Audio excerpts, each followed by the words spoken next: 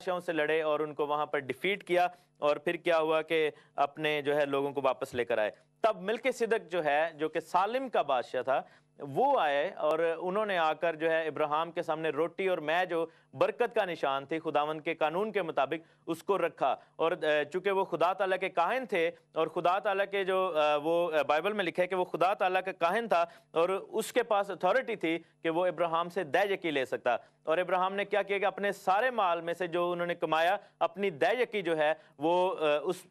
ملک صدق کو دی۔ ملک صدق کا مطلب ہے سلامتی کا بادشاہ، یعنی کہ صداقت کا بادشاہ، جو کہ ایک اور کہانت کا بھی مسئلہ اس کے اوپر تھا، جیسا کہ لاسٹ میں نے شو میں بتایا کہ کس طرح یسوع مسیح پر کاہن کا، یسوع مسیح پر بادشاہ کا اور یسوع مسیح پر نبی کا مسئلہ تھا، یعنی کہ وہ نبی بھی تھے، بادشاہ بھی تھے اور کاہن بھی تھے، ایک ہی وقت میں تینوں جو انوائنٹنگز تھی وہ خدا یسوع مسیح کے اوپر تھیں۔ اب یہ جو بادشاہ ہے ملک صدق جو کہ سالم کا بادشاہ ہے، سالم جو ہے وہ یروشلم کا سب سے پہلا جو ہے وہ اکاؤنٹ ہے ان دا بک آف جینیسس چیپٹر 14 اور اس کی ورس 18 میں دیکھیں گے۔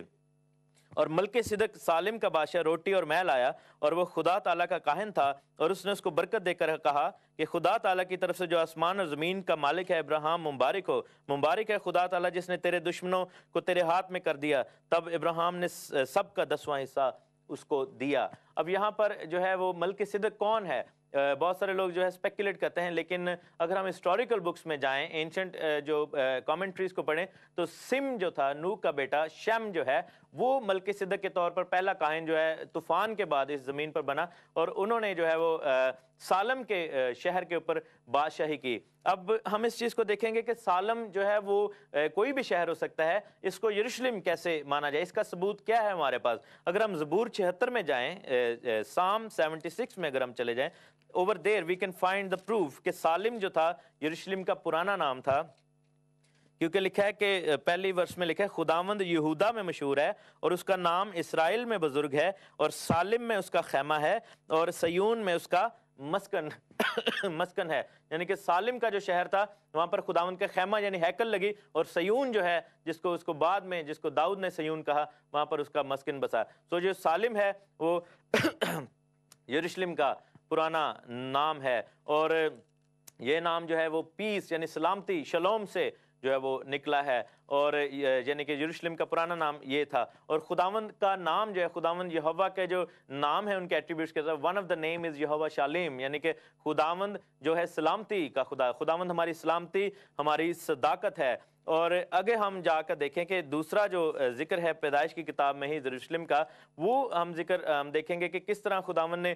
ابراہیم کو جو ہے وہ برکت دی، اور کس طرح جو ہے کوہ موریا کے پہاڑ پر، جی ہاں موریا کے پہاڑ پر جو ہے وہ خداوند نے ابراہیم کو کہا کہ اسحاق کی قربانی جو ہے وہ دے۔ اور جب ہم دیکھتے ہیں پیدائش کی کتاب اس کا 22واں باب،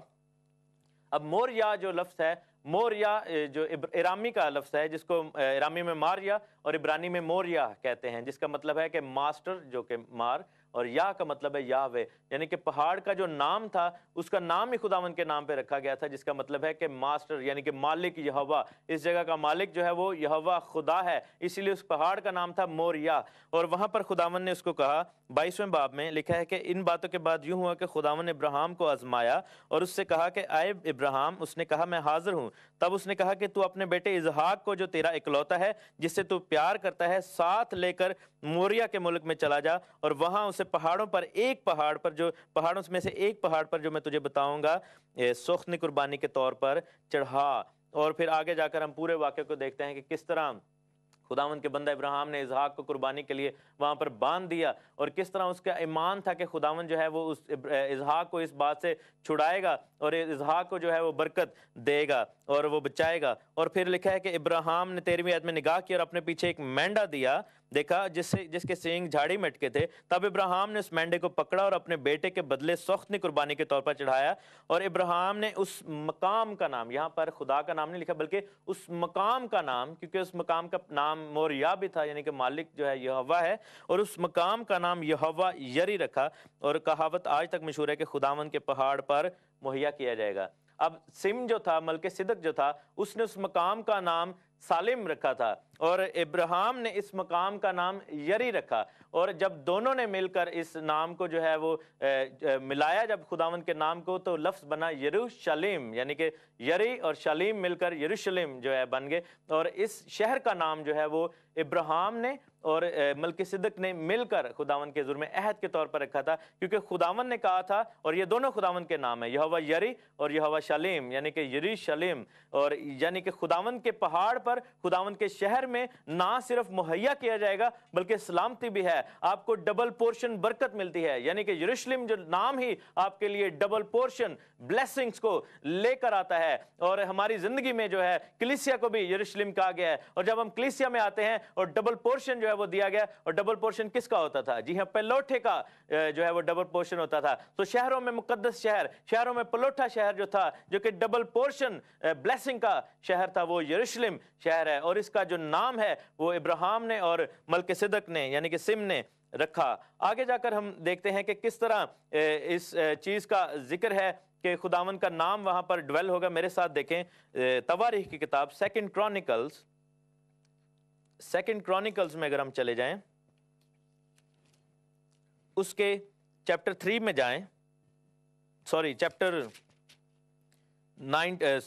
6 में जाएं, सेकंड क्रॉनिकल्स दूसरी तवारीख, और उसकी वर्स 19 में देखें। लिखे कि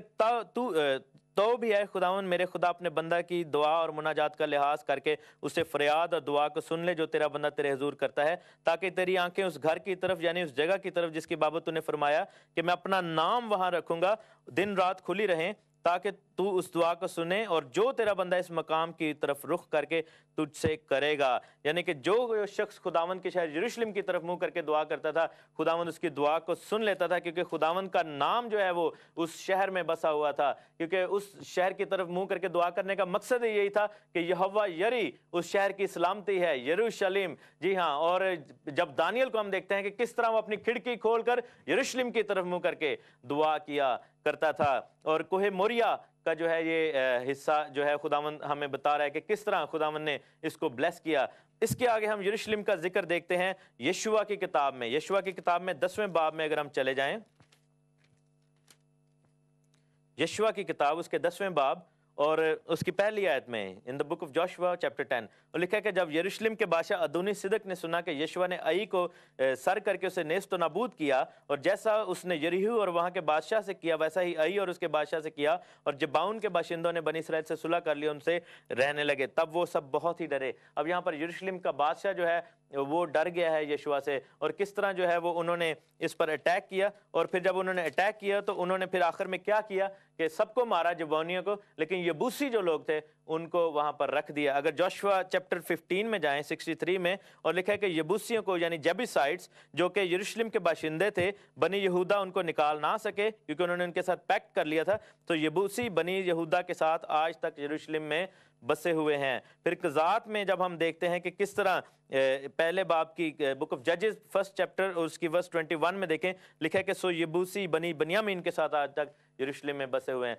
सो क्या हुआ कि जब मूसा के बाद जब बनी इसराइल की कौम मिस्र में थी, तो पीछे से क्या हुआ कि यबूसियों की कौम ने यरूशलेम के ऊपर कब्जा कर लिया और वो उनके ऊपर जो है वो काबिज रहे। और जब जोशुआ किंग बना यानी जोशुआ ने लीड किया इसराइल को और उन्होंने सारे इलाकों को फतह किया, यबूसियों के साथ उन्होंने अहद बांध लिया और खुदावंद ने कहा कि ये जो तुम्हारी आंखों में रोड़ों की मानद होंगे। और ये 1000 साल तक जो ये शहर था वो यबूसियों के हाथ में रहा। और खुदावंद ने यबूसियों के हाथ से किस तरह इस शहर को छुड़ाया, अगर आप मेरे साथ देखें सेकंड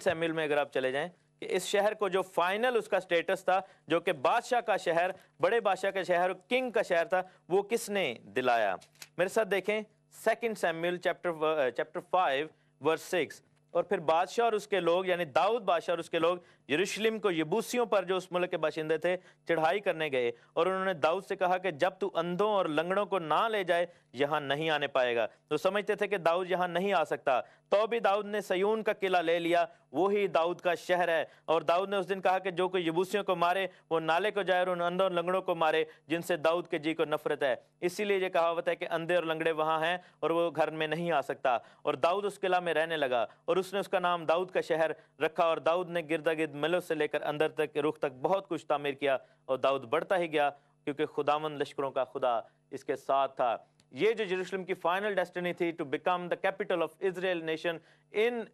1000 BC، یعنی کہ خداوند یسوع مسیح سے 1000 سال پہلے داؤد بادشاہ نے یروشلم کو فتح